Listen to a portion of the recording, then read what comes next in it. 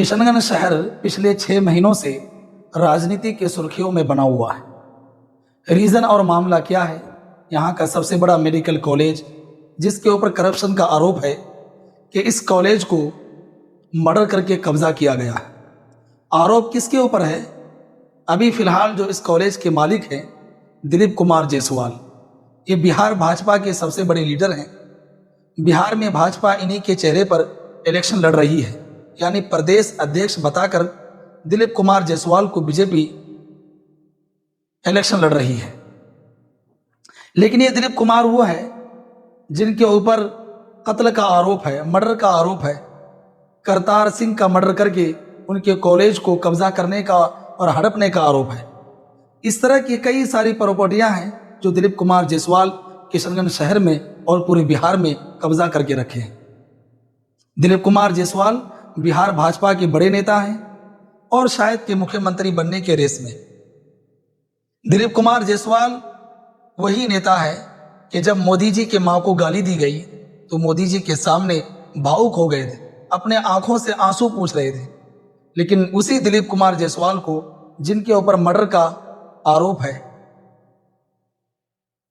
उस कातिल के माँ बाप जब पटना में ही मीडिया के सामने प्रेस कॉन्फ्रेंस करके रो रही थी, मीडिया और सरकार से गुहार लगा रही थी, तो उनको तरस नहीं आया था। जिस नौजवान को कत्ल किया गया था उसके माँ बाप इंसाफ की गुहार लगा रहे थे, लेकिन इस नेता को कुछ भी रहम और तरस नहीं आया था। जिसके कॉलेज को कब्जा किया गया, प्रॉपर्टी को कब्जा किया गया, उसके परिवार ने सड़क से लेकर संसद तक गुहार लगाई, लेकिन कोई सुनवाई नहीं हुई, क्योंकि ये रूलिंग पार्टी के बड़े नेता हैं और इसलिए इनके ऊपर कोई कार्रवाई नहीं हुई। पूरी दुनिया और पूरे हिंदुस्तान ने देखा कि करतार सिंह के परिवार के साथ क्या क्या हुआ। पक्ष और विपक्ष कोई भी उनके साथ नहीं है, कोई भी उनकी आवाज को उठाने के लिए नहीं है। लेकिन जब दिलीप कुमार जायसवाल ये सारा कारनामा किया तो उनको तरस नहीं आया, लेकिन मोदी जी के मां को गाली दी गई तो ये रोने लगे थे। उसकी वजह से बिहार बंद करने लगे थे, लेकिन गुजरातियों को तरस नहीं आया था। इसमें मैं कहूंगा कि दिलीप कुमार जायसवाल की भी कोई गलती नहीं है।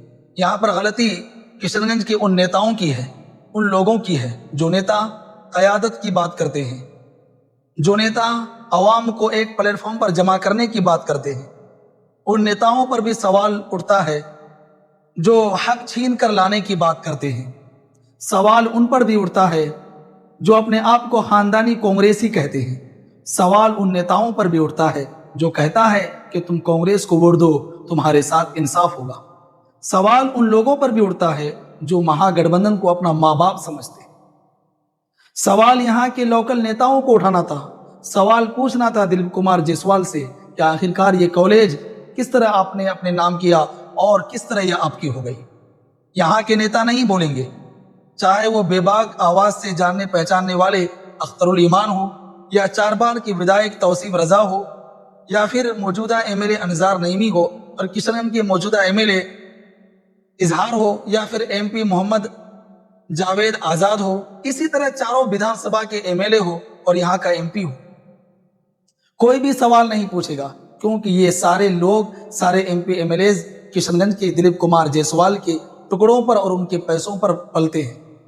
किशनगंज के किसी भी लोकल नेता को या फिर किशनगंज विधानसभा के या फिर हल्के में आने वाले तमाम विधानसभा के किसी भी एमएलए को आपने बयान देते हुए सुना, या फिर उसके खिलाफ किसी को भी आवाज उठाते हुए आपने सुना?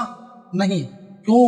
इन लोगों को मालूम है सारी चीज, लेकिन ये लोग आवाज इसलिए नहीं उठाते हैं क्योंकि ये सारे के सारे लोग दिलीप कुमार जायसवाल के टुकड़ों पर पलते हैं, उनके सूदी कारोबार पर पलते हैं। कभी दिलीप कुमार जायसवाल के खिलाफ इन लोगों ने आवाज नहीं उठाई। अख्तरुल ईमान जो भाजपा के कट्टर मुखालिफ माने जाते हैं, कभी भी इनकी जबान से विधानसभा में या फिर सड़क में या फिर किसी मीडिया कॉन्फ्रेंस में सुनाई नहीं दी कि इन्होंने कभी उनके खिलाफ बात की हो या फिर करतार सिंह के परिवार को हक दिलाने की बात की हो। बिल्कुल नहीं। ना ही डॉक्टर जावेद आजाद ने कभी संसद में बात उठाने की कोशिश की, क्योंकि ये सारे लोग इनसे डरते हैं। वो इसलिए कि ये सारे दिलीप कुमार जायसवाल के टुकड़ों पर पलते हैं।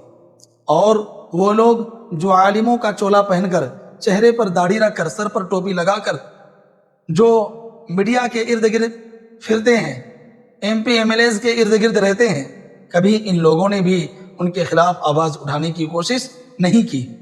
یہ لوگ اپنے اپنے پریوار کے لیے تنظیمیں چلاتے ہیں. تنظیم صرف لوگوں کے حقوق کے لیے نام کا رہ گیا ہے, لیکن اپنے لوگوں کے حقوق کو یہ لوگ بنا رہے ہیں.